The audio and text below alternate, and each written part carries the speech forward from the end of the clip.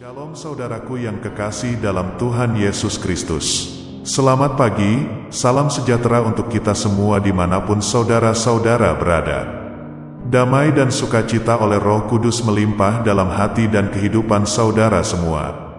Sebelum kita mendengarkan renungan firman Tuhan, mari sama-sama kita berdoa. Bapa kami yang di sorga, Bapa yang senantiasa baik, setia dan penuh kasih. Bapa, di dalam nama Tuhan Yesus Kristus, kami mengucap syukur Tuhan oleh karena perlindungan-Mu di sepanjang malam, hingga pagi hari ini kami boleh bangun dengan tubuh yang sehat, kuat, dan diberkati Tuhan, semua karena kemurahan Tuhan. Pada saat ini kami mau mendengarkan firman-Mu, berbicaralah ya Tuhan, jamah hati kami, berikan kami pengertian untuk dapat memahami firman-Mu, dan dapat kami lakukan di sepanjang kehidupan kami. Terima kasih Tuhan, dalam nama Tuhan Yesus kami berdoa. Amin. Sebagai ayat pembuka pada renungan kita pagi hari ini, terdapat dalam 1 Korintus pasal 4 ayat 1-5, yang berbunyi demikian. Demikianlah hendaknya orang memandang kami, sebagai hamba-hamba Kristus, yang kepadanya dipercayakan rahasia Allah. Yang akhirnya dituntut dari pelayan-pelayan yang demikian ialah, bahwa mereka ternyata dapat dipercayai. Bagiku sedikit sekali artinya, entahkah aku dihakimi oleh kamu, atau oleh suatu pengadilan manusia. Malahan diriku sendiri pun tidak kuhakimi, sebab memang aku tidak sadar akan sesuatu, tetapi bukan karena itulah aku dibenarkan. Dia, yang menghakimi aku, ialah Tuhan. Karena itu, janganlah menghakimi sebelum waktunya, yaitu sebelum Tuhan datang. Ia akan menerangi juga apa yang tersembunyi dalam kegelapan, dan ia akan memperlihatkan apa yang direncanakan di dalam hati. Maka tiap-tiap orang akan menerima pujian dari Allah. Saudaraku, sering orang tidak belajar dari masa lalunya, sehingga ketika sukses orang tersebut menjadi lupa akan masa lalunya. Demikian juga banyak orang yang melayani Tuhan, lupa siapa dirinya yang sesungguhnya, sehingga ketika berhasil, merasa bahwa itu adalah karena dirinya sendiri. Itulah sebabnya banyak orang memulai dengan baik, tetapi mengakhirinya dengan tidak baik. Allah menginginkan agar kita setia sebagai hamba-hambanya. Apakah ciri seorang hamba yang setia itu? Yang pertama, dapat dipercayai. Memang Allah tidak mencari orang yang pintar, tetapi orang yang bersedia untuk melakukan perintahnya. Tetapi bukan saja orang yang bersedia, namun juga yang dapat dipercayai. Tidak sedikit orang akhirnya undur dari Tuhan, karena menyalahgunakan kepercayaan Allah dalam hidupnya. Awalnya mungkin tidak, tetapi karena kesuksesan yang mendongkrak popularitas, sering membuat seorang hamba lupa siapa dirinya. Ingatlah, kesuksesan Anda bukan karena diri Anda, tetapi karena Tuhan memakai Anda. Jadi, tempatkan diri Anda sebagai hamba yang dapat dipercayai. Seperti yang Rasul Paulus katakan dalam 1 Korintus 4 ayat 1 dan 2. Demikianlah hendaknya orang memandang kami, sebagai hamba-hamba Kristus, yang kepadanya dipercayakan rahasia Allah. Yang akhirnya dituntut dari pelayan-pelayan yang demikian ialah, bahwa mereka ternyata dapat dipercayai.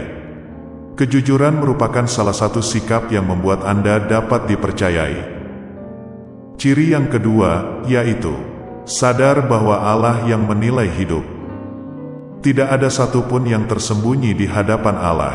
Ia akan menerangi juga apa yang tersembunyi dalam kegelapan, dan ia akan memperlihatkan apa yang direncanakan di dalam hati. Kalau kita sadar bahwa Allah yang menilai pekerjaan atau pelayanan kita, maka sepatutnya kita melakukannya bukan untuk diri sendiri, tetapi bagi kemuliaan Allah. Karena untuk itulah Dia mempercayakan segala sesuatu dalam hidup kita. Dalam kitab Roma pasal 11 ayat 36, mengatakan demikian. Sebab segala sesuatu adalah dari Dia, dan oleh Dia, dan kepada Dia. Bagi Dialah kemuliaan sampai selama-lamanya. Jangan tergiur dengan penilaian atau pujian dari manusia yang bisa menyimpangkan langkah kita, sehingga mulai jatuh ke dalam kesombongan. Dan sebaliknya, jangan pernah putus asa kalaupun penilaian manusia negatif, karena Tuhanlah yang memberikan penilaian. Asal segala sesuatu kita lakukan dengan satu tujuan, yaitu agar Tuhan dimuliakan, maka pasti Tuhan yang akan mengangkat dan mempromosikan kita. Dalam segala hal yang kita lakukan, baik dalam pekerjaan, studi, pelayanan, dan lain-lainnya, kerjakanlah semua seperti untuk Tuhan dan bukan untuk manusia. Seperti tertulis dalam kitab Kolose pasal 3 ayat 23, demikian.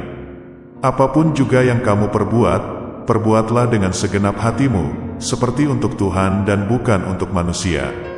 Karena segala sesuatu adalah dari Tuhan Yesus, maka muliakanlah Dia dengan segenap hatimu. Memang Allah tidak mencari orang yang pintar, tetapi orang yang bersedia untuk melakukan perintahnya, dengan tujuan memuliakan namanya. Terpujilah nama Tuhan kita Yesus Kristus.